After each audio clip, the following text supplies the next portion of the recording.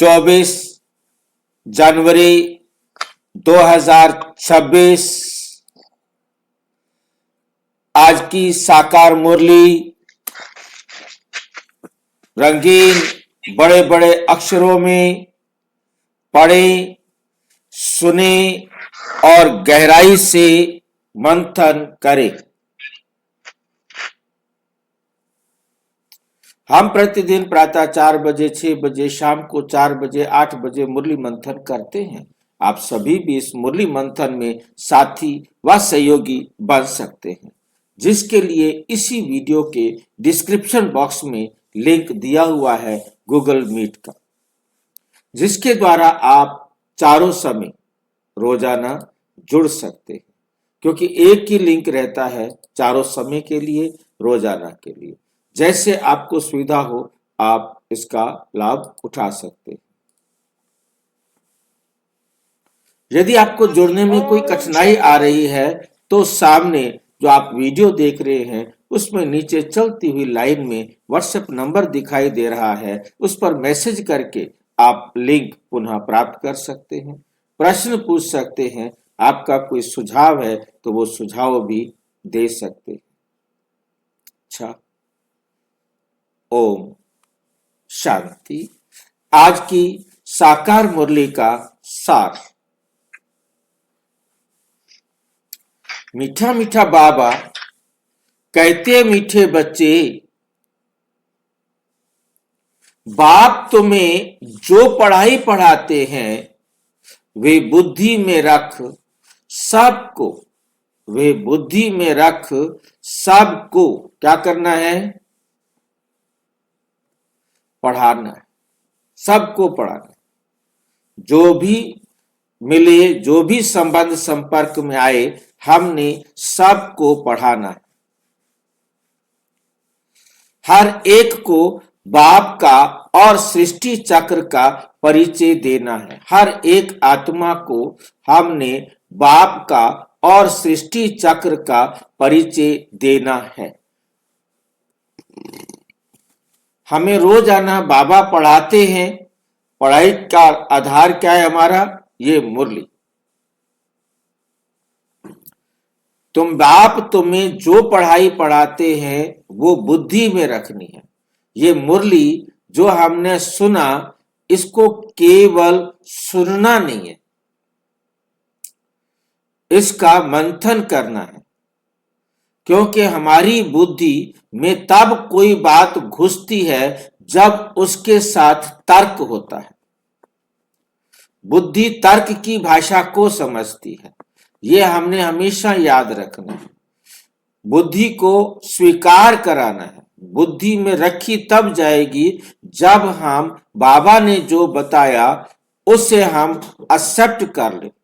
मुरली सुनते वक्त बाबा देखते थे कि कौन बच्चा अपना सिर हिला रहा है। यदि उसका सिर स्थिर हो गया है तो उसे समझ में नहीं आ रहा है। आपने यदि कभी अपना मुसलमान भाई बहनों को जो है ना, वो जो मदरसा होता है उसमें पढ़ते हुए देखा है किसी ने?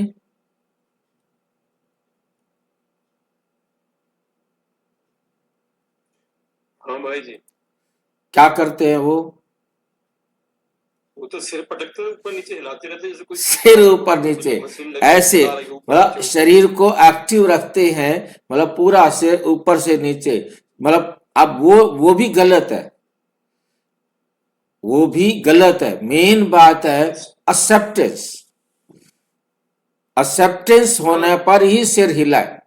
जब तक एक्सेप्ट नहीं हुआ तब तक सिर हिले नहीं। उनका तो मैकेनिकल लगता है वैसे भी। हाँ बिल्कुल बिल्कुल, मैं वही बता रहा था कि वो बेशक सिर ऊपर नीचे कर रहे होते हैं, परंतु वो जो है ना समझ में नहीं आ रहा होता। समझ में आने का मतलब जब आपका सिर कहे हाँ ठीक बात है, एक्सेप्ट करे, स्वीकार करे बुद्धि, तब तक बुद्धि के अंदर रखा ही नहीं जाएगा। आपने मुरली सुनी, परंतु आपने अपने आप को उसमें आई हुई बात एक एक स्वीकार नहीं कराई, तब तक आपने पढ़ा परंतु बुद्धि में नहीं रखा। भाई जी, हाँ जी। इसको बाबा ये बोलते हैं ना, कान तो हिलाओ। हाँ, कांध हिलाओ मतलब बाबा, कांध हिलाओ मतलब स्वीकार हुआ तब, मतलब हम अपने आप हाँ में मतलब सभी स्वीकार। अनुभवी हैं मेरी कि बात हम, समझ में आ रही है क्या? हाँ, बस जब हमें समझ में आ रही होती है तो हमारा कांध हमें बताता है, हाँ ये बात ठीक है, ये बात ठीक है। जिसको ठीक है करते जा रहे हैं ना, वो अभी बुद्धि में नहीं गई है, परंतु बुद्धि के पास एक वेटिंग रूम है, वहां चली गई है। जिस बात को रजिस्टर आपने हो गई। रास्ते चलते हुए कहीं भी कोई काम करते हुए सुना, परंतु उस टाइम आपके पास उसको मंथन करने का समय नहीं था, परंतु आपने उसे सिर हिलाकर अनुमति दे दी है कि अंदर रख लो, इसको बाद में देखेंगे। फिर जब आप फ्री होते हैं तब वो बातें आपके सामने आती हैं एक एक करके, और यदि वो बहुत पीछे चली गई है तो नहीं भी आ पाती है, परंतु यदि आपको समय जल्दी मिल गया है तो आप उन बातों को जल्दी ही अपने अंदर स्वीकार कराए या अस्वीकार कराए, क्योंकि उसके बाद आपने सोचना है ना, तर्क देना है ना कि हाँ ये बात मुझे अपने पास रखनी चाहिए कि नहीं रखनी चाहिए। तो फिर उसके बाद तर्क के बाद ही वो अंदर सेट की जाती है कि ठीक है ये बात मुझे अपने पास रखनी है, इसे अपने जीवन का हिस्सा बनाना है। उस समय तो दूर दूर से तो अच्छा लग रहा था, परंतु ये अच्छा नहीं है, इसको नहीं रखना है, क्योंकि ये मंथन बाद में होता है, जुगाली बाद में होती है, जिसको बाबा जुगाली कहते हैं। जुगाली के बाद शरीर में स्वीकार होता है। ये बात हमें बहुत अच्छी तरह से समझनी है। बाबा ने एक लाइन में हमारे को जो समझाना चाहते हैं, पूरी मुरली में जो समझाना चाहते हैं, सार में वो हमारे सामने क्या आता है, तुम्हें जो पढ़ाई पढ़ाते हैं, बाप तुम्हें जो पढ़ाई पढ़ाते हैं वो बुद्धि में रख सबको पढ़ानी है। जब आपने अपने जीवन में स्वीकार कर लिया तब आप दूसरों को पढ़ा सकेंगे। जब आपके जीवन में नहीं है, आप उसे सुनी सुनाई बातें उसी टाइम तो बता सकेंगे, परंतु उसके बाद आपकी बुद्धि में रहेंगी नहीं, आप बताएंगे क्या। हर एक को बाप का और सृष्टि चक्र का परिचय देना है, हर एक को। जब आप दूसरों को समझाएंगे उस समय, बाबा क्यों कहते हैं समझाओ, क्योंकि आपकी बुद्धि ने तो, आपकी बुद्धि मान लो छोटी है, अल्प बुद्धि है, आपने उसको हाँ जी कर लिया, परंतु जब आप दूसरों को समझाने जाएंगे वो आपके साथ तर्क करेंगे, क्यों माने भी तेरी बात को, ये बात तेरी गलत है, ये बात ठीक है, ये बात हम नहीं मानते, तेरी बात इतनी ठीक नहीं है, ये कैसे हो सकता है। जब वो तर्क करेंगे तो आपके पास सामने भी प्रश्न आएगा कि आपके पास क्यों तर्क नहीं आया, ये तर्क मेरे पास आना चाहिए था, ताकि मैं इसे नहीं एक्सेप्ट करता, उस टाइम पर मैंने तो गलती से एक्सेप्ट कर लिया। तो उसके तर्क आपकी बात को क्या करेंगे, रिजेक्ट भी करवाएंगे। और यदि आप उनको तर्क देकर समझाने में कामयाब हो गए तो आपकी बुद्धि भी उस बात को और पक्की तरह से एक्सेप्ट कर लेगी कि इतने लोगों ने बाबा की बात को स्वीकार कर लिया है, मुझे इसको पक्का कर लेना चाहिए। जितना ज्यादा आत्माओं को आप समझाते जाएंगे उतना वो बात आपकी बुद्धि में पक्की होती जाएगी। मतलब बड़ी जो है ना साइकोलॉजी जो है ना बाबा की, वो समझनी है कि बाबा कौन सी बात हमें क्यों ऐसा करने के लिए कह रहे हैं। हम इसको पढ़ के तो चले जाए, परंतु उसकी साइकोलॉजी समझ में आ जाए, उसका तर्क हमारी बुद्धि में समझ में आ जाए, तो हम उसे आसानी से स्वीकार कर लेते हैं और उसे याद रखते हैं। वो बातें भूलती नहीं है, वो बातें समय पर काम में आएंगी। इसलिए कहा जाता है क्या करो, मुरली का मंथन करो, मुरली का मंथन करो, आपस में चर्चा करो। किसी से कोई भी बात हमारे अंदर डाउट होगा किसी का, तो वो सबका डाउट निकल जाएगा। मतलब मान लीजिए कि आपको कोई बात नहीं समझ में आई है, उससे कोई बात का डाउट है, एक पूछेगा तो बाकी नहीं भी पूछने वालों को समझ में आ जाएगा, हाँ ये बात तो मेरे को भी नहीं आई, ये तो बात ठीक है, चलो अब समझ में आ गई। एक के कारण सबको समझ में आ जाता है। इसलिए बाबा कहते मुरली पढ़ने के बाद बैठकर क्या करो, मुरली का मंथन करो। तो इसलिए क्या होता है कि हम एक बार पढ़ते हैं तो दूसरी बार तक हमारे पास पूरा टाइम होता है, 24 घंटे का, 22 घंटे का, 23 घंटे का। तो आपने उसको दोबारा से ही मंथन में लाना है। कौन सी बात आप फर्स्ट टाइम सुन रहे हैं और अगले दिन फिर आप उसको मंथन में लाते हैं, तो उसके अंदर पूछ सकते हैं कि ये बात मेरे को कंफ्यूजन कर रही थी, तो सबके लिए क्लियर हो जाती है बात। इसलिए हमने एडवांस एक दिन और एक दिन बाद का रखा हुआ है। हर एक को बाप का और सृष्टि चक्र का परिचय देना है। हर एक को बाप का और सृष्टि चक्र का परिचय देना है।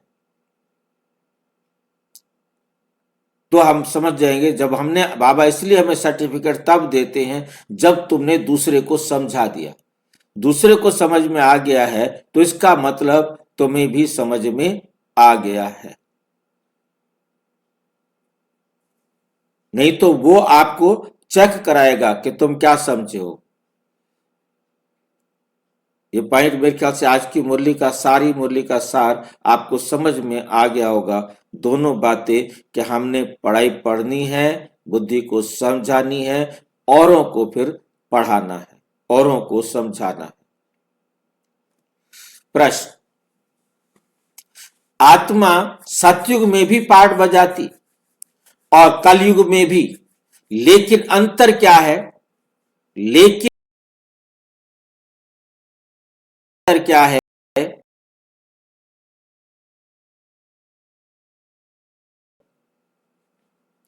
और आठ में क्या अंतर है? उत्तर, सतयुग में जब पाप है तो उसमें कोई पाप कर्म नहीं होता। सतयुग में जब पाठ बजाती है, क्यों पाप कर्म नहीं होता? क्योंकि उसके संस्कार 100% प्योर बनकर गए हैं और धीरे धीरे वो आत्माएं खुद भी पतित होती जाती हैं और दूसरी आत्माएं जो नंबर कम वाली आती है, चाहे वो 99 वाली आई है तो वो थोड़ी 1% पतित है, और जो 80 वाली आई है तो 20% पतित है, 75 वाली लास्ट में आई है वो 25% पतित है। तो जैसे जैसे समय गुजरता जाता है, जो आ गए हैं वो भी डिग्रेड होते जाते हैं और डिग्रेड वाली आत्माएं उनके साथ आकर अपने मेरिट के हिसाब से टाइम पर जुड़ती जाती है। तो उसमें कोई पाप कर्म नहीं होता, हर कर्म वहां अकर्म हो जाता है। हर कर्म वहां क्या बन जाता है? अकर्म हो जाता है, क्योंकि रावण नहीं है। कौन नहीं है? रावण नहीं है। फिर कलयुग में जब पाठ बजाती है तो हर कर्म विकर्म व पाप बन जाता है, क्योंकि यहां विकार है। अभी तुमको ही संगम पर तुम्हें सारा ज्ञान तुम्हें सारा ज्ञान है। तुम्हें क्या है? सारा ज्ञान। अभी तुम हो संगम पर, संगम पर होने के कारण तुम्हें सारा ज्ञान है। रावण राज्य में हम कलयुग में जब आ जाते हैं बिल्कुल पार, तो हमारे कर्म क्या हो जाते हैं? विकर्म हो जाते हैं, पाप बन जाते हैं। अब हमें इस समय जब परमात्मा आते हैं तो हमें सतयुग का भी परिचय देते हैं और कलयुग का भी परिचय देते हैं। हमारी बुद्धि को स्वीकार कराते हैं कि कैसे तुम आत्माएं ऊपर से नीचे आई हो, पावन से पतित बनी हो। अब तुम इसी प्रकार से जैसे गिरी हो उसके विपरीत चलो तो तुम पतित से पावन बन जाएंगे। तुम देह के आकर्षण में आए, पतित बने। अब इस देह के आकर्षण से अपने आप को मुक्त करो तो तुम पावन बन जाएंगे। बहुत सिंपल सा तरीका समझा दिया जाता है। तो एकदम बुद्धि स्वीकार करती है, ये बात बिल्कुल ठीक है। जब बुद्धि स्वीकार करती है तो हमारे जीवन में परिवर्तन शुरू होता है। जब तक नहीं स्वीकार करती तब तक परिवर्तन शुरू नहीं होता। यही बात हमने सबके साथ समझाते वक्त भी समझनी है कि उनको समझ में आ रही है कि नहीं आ रही है। उनको समझ में आ रही है तो उनके जीवन में परिवर्तन होगा, उनको समझ में नहीं आ रही है तो उनके जीवन में परिवर्तन नहीं होगा। तो मेरे को और अटेंशन देने की जरूरत है, उनके जो डाउट्स हैं उनको दूर करने की जरूरत है, ताकि उनके डाउट्स दूर होंगे तब भी मेरे भी डाउट्स दूर होंगे। ये याद रखना है। जब तक उनके डाउट्स मैं दूर नहीं कर पाता हूं तब तक समझ लो कि मेरे पास भी वो डाउट है। ओम